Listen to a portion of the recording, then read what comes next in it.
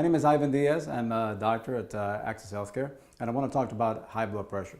High blood pressure is a condition where the pressure inside the arteries of your circulatory system is high. And that causes, or potentially can cause, different conditions, health conditions that are very serious.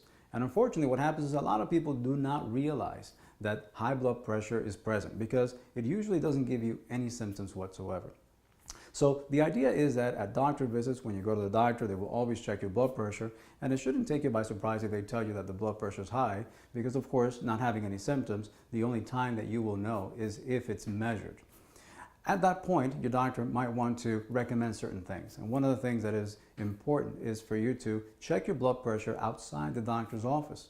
And what he's going to tell you to do, or she's going to tell you to do, is to take the blood pressure properly and take it several times a day and get a good set of numbers so we can get a good average of your blood pressure. The average blood pressure is still recognized as anything less than 140 for the top number and anything less than 90 for the bottom number to be considered acceptable. These guidelines have changed recently, and now they're even a little bit stricter, so your doctor might be telling you now something different than they might have told you before in regards to what a normal blood pressure is. At that time, if you do have blood pressure, sometimes your doctor will want you to be on medication directly if the blood pressure is very high. But if the blood pressure is not too high, he may want you to do certain lifestyle changes. And we know that there are certain things that you can do on your own that are going to bring the blood pressure down. Weight loss is very significant, and the weight loss will typically bring your blood pressure down anywhere between 10 to even 20 points, depending on how much weight loss you're able to achieve.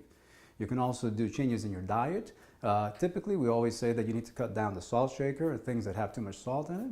You might want to change also to a specific diet called the DASH diet, D-A-S-H diet. Very important. Exercise can also bring your blood pressure down for a few points.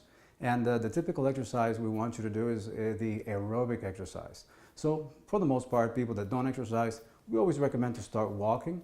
And if you do it 30 minutes a day or so, then you should bring your blood pressure down nicely.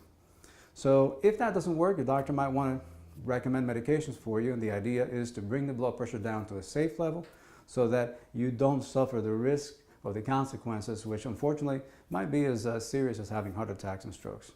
So again, the most important thing to understand out of this message is you don't feel your blood pressure when it's high for the most part, having routine visits with your primary care doctor to have it checked, and at that time, follow the recommendations for your doctor so you can live healthier.